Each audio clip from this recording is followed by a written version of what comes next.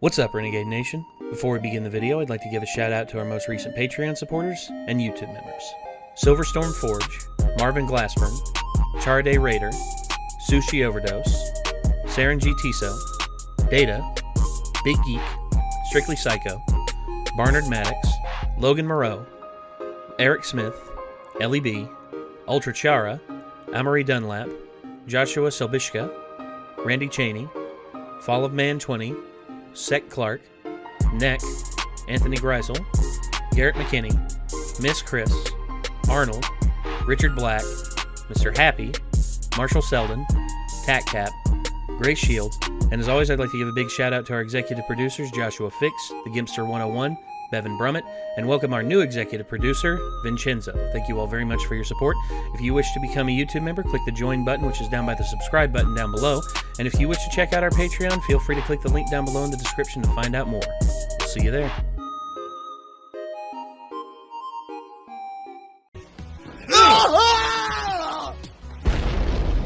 Oops. Well, there goes the power. Yeah. Alright, open the door. Crack open some more of these. I just hate boxes. Boxes killed my parents.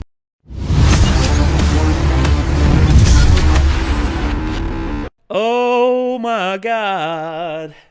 We're here. Lord. We're back. I cannot believe this. Okay, everyone, if you would have told me 3-4 years ago when we had moved into the mansion, the quote-unquote mansion where we were, I would have told you the likelihood of us ever making a visit here and doing something would probably be next to none, because this house, my mom has been trying to sell it for the longest time, and yeah, I was just like, there's no way in hell we're going to be able to do anything here. Look at us now. Here we are. Yeah, and don't call it a comeback. We've been here for about an hour.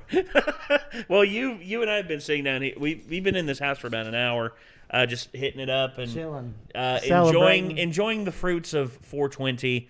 By the time you're watching this, it'll be 421, which big sad, but still reminisce. Yeah, reminisce, enjoy. Hey, it's 420 somewhere. I guess I don't care. It is for me. It's 420 all the time, pretty much, whenever it needs to be. So, and also it is the return of Support Beam Senpai, of Support Beam Chan, in the background. Nice. The greatest supporting character in the history of the Renegades. Support Beam Chan, welcome back. Well,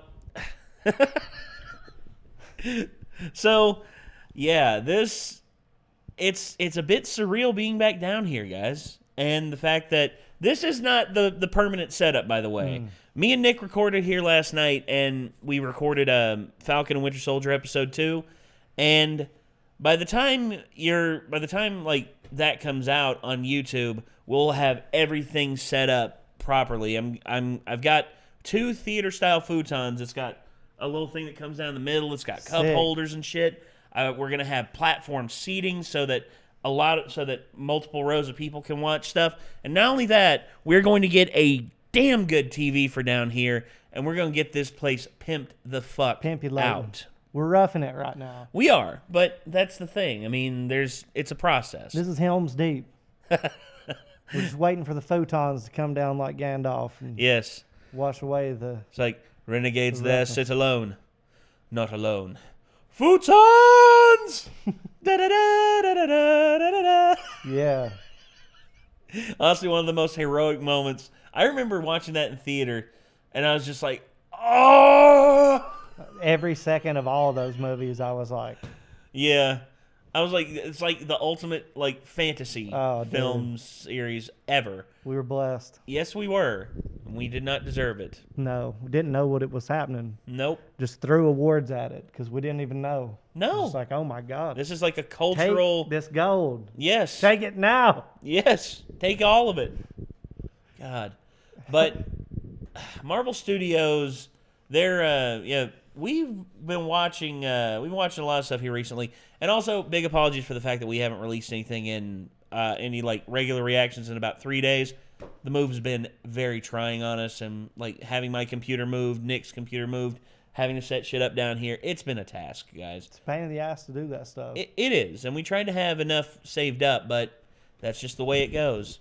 But, yeah, Marvel Studios released Shang-Chi and the Legend of the Ten Rings teaser trailer, and I gotta be honest, I'm glad they're doing something with the Ten Rings lore. I don't know if you've been aware of what Ten Rings are. No. Well, originally there was it was supposed to be something to do with, I don't know if you remember Iron Man, I think it was Iron Man 3, the Mandarin, and he had, it's kind of different than what I recall. But well, here's the thing.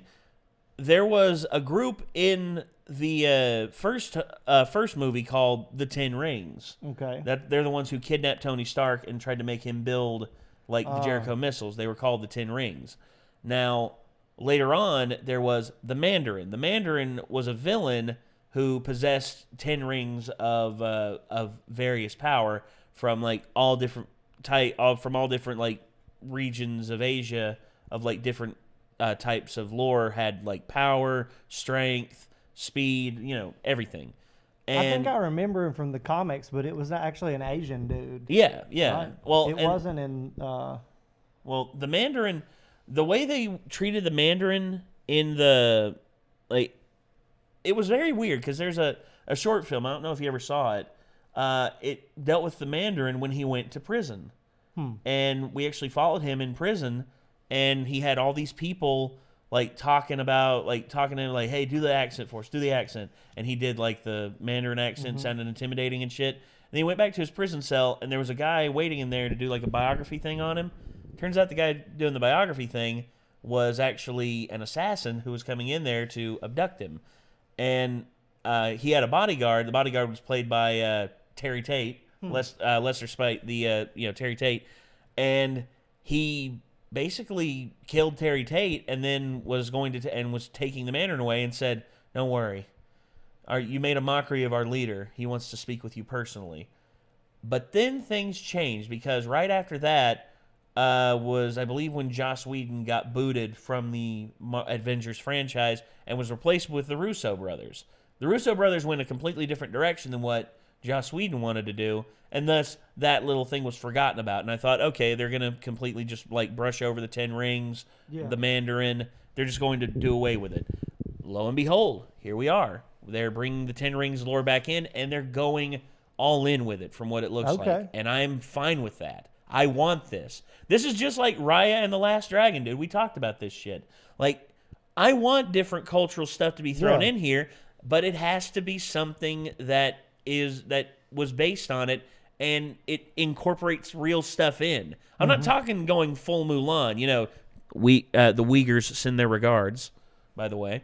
But I'm saying, characters and stuff like this, you can build these characters up to be as big as Iron Man, as big as Doctor Strange, as big as Thor, Captain America. You just have to have faith in it. You don't have to swap stuff around. Reinventing the wheel and shoehorning stuff in for pandering purposes. For no reason. Tokenizing everything. That's exactly what it is. Everyone wants to try and tokenize and trivialize everything. Whereas in truth, Asia has such a rich lore and rich culture to it that has so many different varying things. You have Taoism, you have Confucianism, you have Buddhism, various forms of Buddhism. Martial arts. Yeah, every form of martial arts. Really cool mysticism, and lore in their own crazy stuff. The dragon, the Asian versions of dragons look so neat and so different. That's one of my favorite old school artworks is just that really long Chinese dragon. The ones from the parades are super neat. But there's so much cool stuff going on. You just got to shine a light on it. You don't have to you don't have to just give them a stage. Exactly. And from what it looks like right here, Marvel Studios is giving them a stage. Shang-Chi and the Legend of the Ten Rings official teaser. Let's get it up on screen. Let's give it a watch. See what happens. Here we go.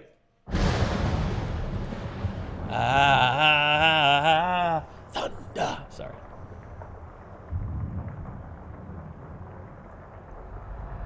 Damn. Yeah. Ooh. Get it. Get it. I gave All you right. 10 years to live your life.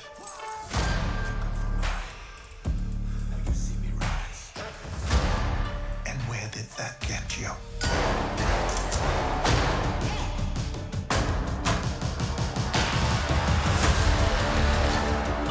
You walked in my shadow. Is that Tony Leung? I trained you. To the most dangerous people in the world. Couldn't kill you. Yeah, Florian Montanello, nice. Son, He was great in Creed 2. it's time for you to take your place by my side. Oh, That's not going to happen.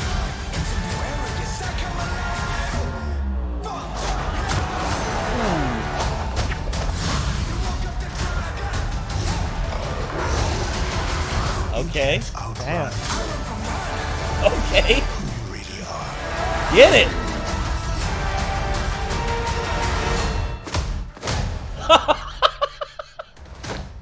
Who are you?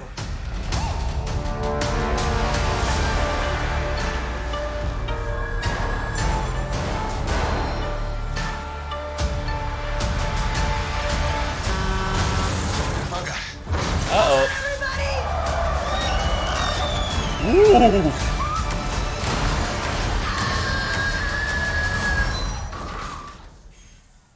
We make a good team. Okay.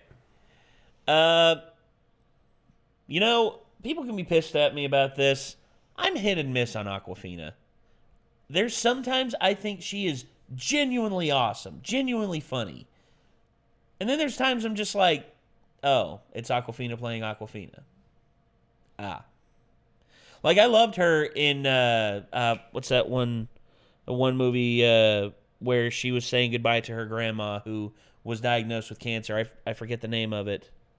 I'll have to look that up because that's going to eat me alive. But, yeah, she was great in that. She's been in various other, like, projects that I've seen, and she's actually done really good. But most of the time when I see her in stuff, I'm just like, oh, it's Awkwafina playing Awkwafina.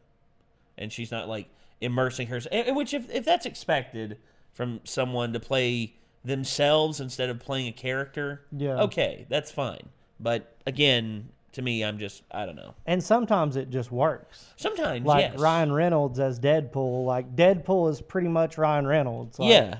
The way that they talk and act and all that stuff, just that sense of humor, like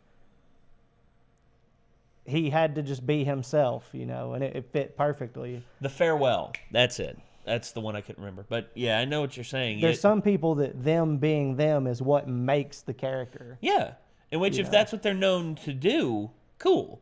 But at the same time, for me, I don't know. Ryan Reynolds, I'm that way with Ryan Reynolds sometimes too. Although, I will say this. I find, like, him, and I know there's one that you cannot stand because you just don't find him funny, Kevin Hart. I've gotten over my dislike of Kevin Hart because he's another person that I accept Kevin Hart for what he does. He is always Kevin Hart. Yes. And it just... Well, some people are themselves in roles and just they fit that character that they're playing. Like they build roles around them. yeah. And I think he falls into a lot of those because he like fits. He never is like a standout because he's a character. He just is always Kevin Hart. And truth is, he does take risks, and just like Ryan Reynolds, just like Awkwafina, they take risks. You know, they take roles where they have to like break their character of who they are and what they're known for. And sometimes it works, sometimes it doesn't. For Ryan Reynolds, he did one where he was like a dad trying to trying to find out where his daughter went after she was abducted. Mm-hmm. It was really, really, really, really heartfelt. Awkwafina, she did The Farewell. And I watched a fair amount of it, and it was really, really good. Kevin Hart, he did a film with Bryan Cranston where Bryan Cranston was the quadriplegic. Yeah, I saw that one. Yeah. And he was Kevin Hart. Yeah. And it just fit. Yeah. It was not comedy, but it was like, he didn't really... It was dry humor. It was more dry humor than it was. He didn't change things up too much. Like, no. But then you look at somebody like Matthew McConaughey, who is going to always talk like Matthew McConaughey. He's always going to like have these things about him that are him. But then he does Dallas Buyers Club, which is completely off the rails for him. He did Dallas Buyers Club, You and know, he did True Detective. True Detective season 1. Yeah. Oh my God, Yeah, dude. he reinvented himself in the early 2010s. Yeah. And he started taking him more seriously as an actor, but he didn't let it go to his head. Because that's the thing, Yeah. when certain actors get to a certain level, they're just like Meryl Streep. When I heard Meryl Streep was talking about MMA, she was just like, by the way, when I say the arts, I mean the arts, not mixed martial arts, which are not the arts. And I'm just like, Meryl, stick to fucking acting. Yeah, stay in your lane. Don't stay in your fucking lane. Because I Yeah. guarantee you, if you want to tell that to any of the women MMA fighters, Amanda Nunes, Valentina Shevchenko, if you want to tell that to Joanna Jędrzejczyk, you want to tell that to Rose Namajunas, any of them, that martial arts are not the arts, they will throw your old ass around like a rag fucking doll, and you will have nothing to say about it. I'm sorry. Look like a lot of that going on in this, dude. The Oh, karate. dude. or Kill kung- it. This is kung fu, right? Well, it looks like they're melding together, like not just, well, because that's the thing about the 10 Rings. The 10 Rings, like I said, are from like different areas of Asia. Yeah. And Japan is considered part of Asia, but it's mostly based in Chinese. It looks like a lot of Chinese. It just looked like thrown karate on the subway. Well, it did. You know. Well, it did. Florian Montano, he's a professional boxer, and he also like does Shotokan karate to stay in shape. Oh, and those shit. are my professional moves. Yeah, me, like I've done kickboxing and boxing, but I need to get back into it, dude. I'm starting to like notice like I'm more pudgy now, and I hate it. But That makes two of us. we both need to do it. So I really liked a lot of the choreography, the imagery. The imagery was it looks like they're pulling from like Hong Kong action films, Wire Fu, and like Ang Lee and Crouching Tiger, Hidden Dragon. It looks like they're pulling out a lot of the stops with that, and they're just going all in on this. Well, And I loved the Iron Fist. I thought it was great. I did too. I know a lot of people are like, oh, miscast, they should have cast Danny Rand as this and that. I'm like, okay, the first thing that you have to understand is that in terms of the lore, and plus, Finn Jones did a great job, I feel. I think everybody did a great job on that one. Yeah, and I'll say it this, was to me the second probably- season was better than the first one. Save Yeah. for the ending. That ending of the second one, I just couldn't stop myself from laughing. Yeah, it was probably the weakest of the Marvel series, in my opinion. I loved Luke Cage. Yeah. Luke Cage, I'll say this. Or Jessica Jones, I don't know. I Well, liked the first season just because the villain was badass. Yeah. But after that, I was just like, okay, Greg. she sleeps with people and hates herself. Okay. Is she going to grow as a character? No? Okay. Just keeps sleeping around and being upset. Yeah, in which I get it. You know, you went through a lot of shit, but at the same time, it's just like this is how a character's supposed to go. A character arc is supposed to grow or regress or learn something or change. But instead, if you keep repeating the same note over and over again, people are just gonna be like, "Okay, what's up? What else is on Netflix?" And A superhero who's like, I'll bend over to heal my wounds. or I'll lay flat on my back and spread my legs. I just was like, wanted to like that show, but it was insufferable to a point. Yeah, and again, that's why I know a lot of people love Jessica Jones. Me, I'm okay on it. I'll say this. I'll say my favorite is probably Daredevil and Punisher. Oh, I love without those a two. doubt for me, Punisher, man. And then I loved Luke Cage. Luke Cage was great. And then I would say probably Jessica Jones and then Iron Fist. Well, actually, maybe Iron Fist above Jessica Jones. I don't know. I haven't watched those shows in a little bit. I'll have to go back and watch them. Yeah, But- I go back and forth on the Iron Fist, Jessica Jones thing. I'll have to rewatch them because I really wish they'd have continued Luke Cage because having Luke Cage as sort of a villain in the third season, It was. they were going in an interesting direction. It was an interesting show. And I wanted to know what was going to happen. But either way, I think that's going to do it for this one, everyone. This was Shang-Chi and the Legend of the Ten Rings teaser trailer. Hopefully you all enjoyed. And if you want to see more, hey, you know what to do. You click that link in the description. And also, if you want to see more from us, hit that like button, ring that bell to stay notified, and make sure you subscribe, of course. And I guess until next time, signing off, I'm Nate. I'm Chad. We'll see you then, everyone. Peace out.